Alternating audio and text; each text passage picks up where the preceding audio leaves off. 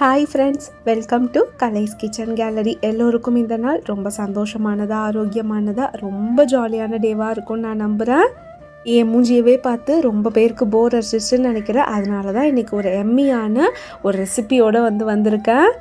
நம்ம வீட்டு குட்டீஸ்லேருந்து பெரியவங்க முடிய எல்லாருக்குமே இப்போ ரீசெண்டாக ஃபேவரட்டாக இருக்கிற கிரில் சிக்கனும் தந்தூரி சிக்கனும் ரொம்ப ஈஸியாக, அதுவும் ரொம்ப குறைஞ்ச செலவில் வீட்டிலையே எப்படி பண்ணலாம், அதுவும் மெயினாக ஆயிலே இல்லாமல் எப்படி பண்ணலான்றது தான் உங்கள் கூட நான் இன்றைக்கி ஷேர் பண்ணுறேன். இதுக்கு நான் இன்றைக்கி ஒரு முழு கோழி, அதாவது இந்த கோழியோட வெயிட் எனக்கு எல்லாம் உரிச்சது போக எவ்வளோ இருந்துச்சு அப்படின்னா கரெக்டாக 1 kg 50 கிராம் இருந்துச்சு. அதை நான் ரெண்டாக கட் பண்ணி வாங்கிக்கிட்டேன். ரெண்டாக கட் பண்ண ஒரு பீஸை கிரில் சிக்கனுக்கு யூஸ் பண்ணுறேன். இன்னொரு இதை கொஞ்சம் இன்னும் ஹாஃபாக நான் வெட்டி வாங்கிக்கிட்டேன். அது தந்தூரி சிக்கன் செஞ்சுக்கலான்ட்டு. இந்த ஹாஃப் பீஸாக இருக்கிறதுல கிரில் சிக்கன் செய்ய போகிறோம் இல்லையா, அதில் நல்லா கீரல் போட்டுட்டு இந்த மாதிரி கத்திட்டு நல்லா குத்தி விட்டுக்கோங்க. நிறைய இடத்துல ஹோல்ஸ் இருந்தால்தான் அந்த எசன்ஸ் எல்லாமே உள்ளே இறங்கும். இப்போ இதில் பச்சை மிளகாய், ஒரு 2 பச்சை மிளகாயை நல்லா கொரகொரப்பாக அரைச்சி அந்த தண்ணியோடையே சேர்த்துக்கோங்க. அதுக்கப்புறம் ஒரு ஸ்பூன் இஞ்சி பூண்டு விழுது, கொஞ்சமாக உப்பு. இது எதுக்காக நம்ம சேர்க்குறோம் அப்படின்னா, அந்த சிக்கன் ஃபைனலாக நம்ம சாப்பிடும் போது ட்ரையாக இல்லாமல் உள்ளே ஜூஸியாக டேங்கியாக இருக்கணும் அப்படிங்கிறதுக்காக நம்ம சேர்க்குறோம். இந்த மாதிரி நம்ம கொஞ்சம் நேரம் மேரினேட் பண்ணி வச்சு செய்யும் போது ஈவன் சிக்கன் 65 கூட நம்ம செய்யலாம். உள்ளே ஜூஸியாக இருக்கும். நம்ம ஆல்ரெடி நம்ம எப்போதும் வறுத்து வச்சு சாப்பிடும் போது ஒரு மாதிரி ட்ரையாக இருக்கும் இல்லையா, அந்த மாதிரி இருக்காது. இப்போ கிரில் சிக்கனுக்கு ஒரு ஸ்பூன் ஃபுல்லாக சோயா சாஸு, ஒரு ஹாஃப் ஸ்பூன் சில்லி ஃப்ளேக்ஸு, கொஞ்சமாக உப்பு சேர்த்துக்கலாம், கொஞ்சமாக மஞ்சத்தூள், ஒரு 2 ஸ்பூன் ஃபுல்லாக சாட் மசாலா, அதுக்கப்புறம் ஒரு ஹாஃப் ஸ்பூன் மிளகாய் தூள், கொஞ்சமாக இஞ்சி பூண்டு விழுது, அதுக்கப்புறம் ஒரு கைப்பிடி நிறைய காசூரி மெத்தி, இது எல்லாமே சேர்த்துக்கலாம். இப்போ இதில் மெயின் இன்க்ரீடியண்ட் பார்த்திங்கன்னா கெட்டி தயிர். எந்த அளவுக்கு கெட்டி தயிராக இருக்குமோ அந்த அளவுக்கு ஃப்ளேவர் சூப்பராக இருக்கும். இதில் ஒரு 3லேருந்து 4 கரண்டி தயிர் நான் சேர்த்துருக்கேன். கொஞ்சமாக கொத்தமல்லி இலையும் சேர்த்துக்கலாம், ஃப்ளேவர் நல்லாயிருக்குன்றதுக்காக. உப்பு மட்டும் பார்த்து கவனமாக சேருங்க. ஆல்ரெடி மேரினேஷன்லேயும் நம்ம கொஞ்சம் உப்பு போட்டிருக்கோம். இப்போ இந்த மசாலாவிலையும் நம்ம உப்பு போட்டிருக்கோம். அதனால் ரெண்டுத்தையும் ஈக்குவல் பண்ணி சேர்த்துக்கோங்க. பாருங்கள், மசாலா இந்த அளவுக்கு நல்லா கெட்டியாக இருக்கணும். தயிர் தண்ணியாக இருந்துச்சுன்னா மசாலா அப்படியே கொலன்ட்டு ஒரு மாதிரியாக தண்ணியாக ஓடி போயிடும், அந்த சிக்கனோட சேர்ந்து வராது. இப்போ ஆல்ரெடி நம்ம ஒரு 15 மினிட்ஸ் மேரினேஷன் பண்ணி வச்ச சிக்கனை இதோட சேர்த்து நல்லா மிக்ஸ் பண்ணி விட்டுறலாம். நம்ம போட்ட ஹோல்ஸில் எல்லாத்துலேயுமே அந்த மசாலா நல்லா ஊறட்டும். நியர்லி ஒரு ½ அன் ஹவர் ஊற விட்டிங்க அப்படின்னா இன்னுமே டேஸ்ட்டு சூப்பராக இருக்கும். ஃப்ரிட்ஜிலலாம் வைக்க வேண்டிய அவசியமே இல்லை. அப்புறம் இன்னொரு சிக்கனோட பாதி பீஸை நான் குட்டியாக கட் பண்ணி வாங்கியிருந்தேன்னு சொன்னேன் இல்லையா, அந்த சிக்கனை நல்லா கீறி விட்டுக்கலாம். இது தந்தூரி சிக்கனுக்கு ஒரு ஸ்பூன் மஞ்சத்தூள், தேவையான அளவு உப்பு, கொஞ்சமாக மிளகாத்தூள் பார்த்து உங்கள் காரத்துக்கு ஏற்ற மாதிரி சேர்த்துக்கோங்க. ஒரு ஸ்பூன் ஃபுல்லாக இஞ்சி பூண்டு விழுது, ஒரே ஒரு ஸ்பூன் தயிர். என்ன கேட்டால் கிரில் சிக்கனை விட தந்தூரி சிக்கன் இன்க்ரீடியண்ட் ரொம்ப கம்மி, வேலை ரொம்ப ஈஸி. அதையுமே நல்லா பெசரி கொடுத்துக்கோங்க. இதுவும் ஒரு ½ அன் ஹவர் ஊறட்டும். இந்த கேப்பில் நம்ம இதெல்லாம் சாப்பிட்றதுக்காக ஒரு க்ரீன் சட்னி ரெடி பண்ணலாம். ஒரு கைப்பிடி நிறையா புதினா, ஒரு கைப்பிடி நிறையா மல்லி, அதுக்கப்புறம் பார்த்திங்கன்னா ஒரு 2 பச்சை மிளகாய் சேர்த்துக்கலாம். இப்போ இதில் ஒரு ஸ்பூன் சாட் மசாலா, அதுக்கப்புறம் கொஞ்சமாக இஞ்சி பூண்டு விழுது, அதுக்கப்புறம் ஒரு ஸ்பூன் ஜீரகத்தூள், இதுக்கப்புறம் தேவையான அளவு உப்பு, எல்லாத்தையுமே சேர்த்து நல்லா அரைச்சிக்கலாம். தண்ணி கொஞ்சமாக ஊற்றாதீங்க. நல்லா மருதாணி மாதிரி நம்ம கையில் மருதாணி வைக்கும் போது எப்படி அரைப்போம் அந்த கன்சிஸ்டன்சிக்கு அரைச்சி எடுத்துக்கோங்க. இப்போ அரைச்சி முடித்ததுக்கப்புறம் இதில் தேவையான அளவு தயிர் நீங்கள் சேர்த்துக்கலாம்.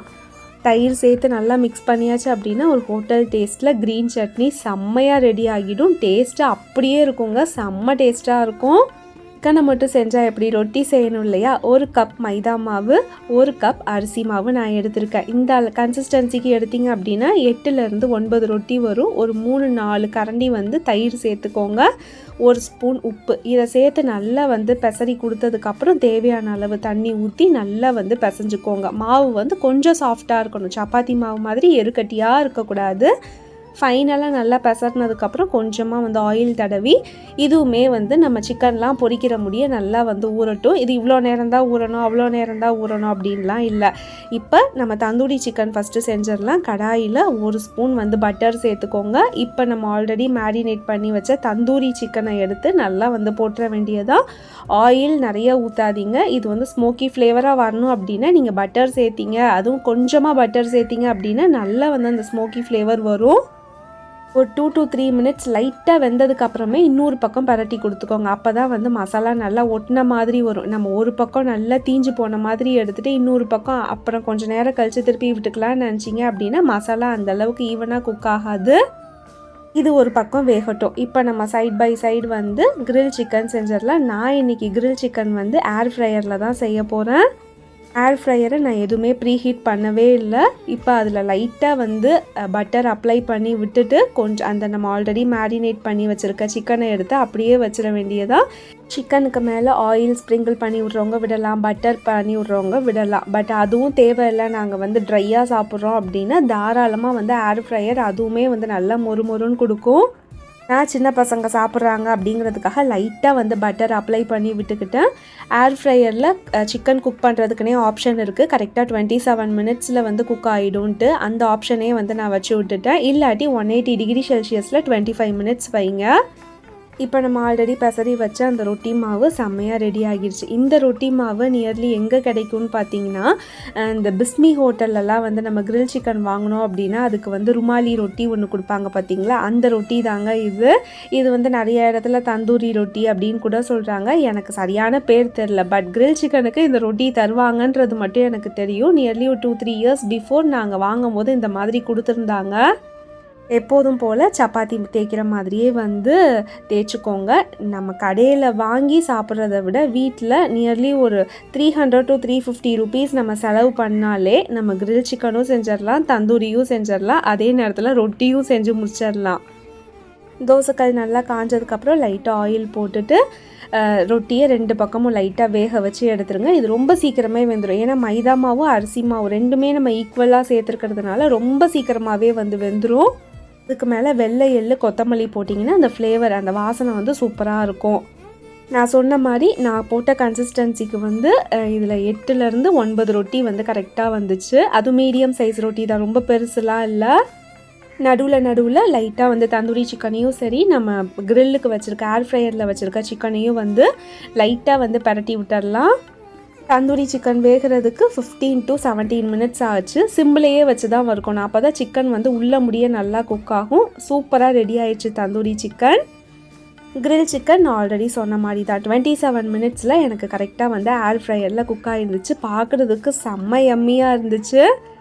சப்போஸ் ஏர் ஃப்ரையர் இல்லாதவங்க இட்லி கொப்பரையில் வச்சு ஒரு 10 நிமிஷம் நல்லா வந்து சிக்கனை அவிச்சதுக்கப்புறம் லைட்டாக ஆயில் ஊற்றி தோசைக்கல்லில் போட்டு பரட்டி எடுங்க. Grill chicken ready.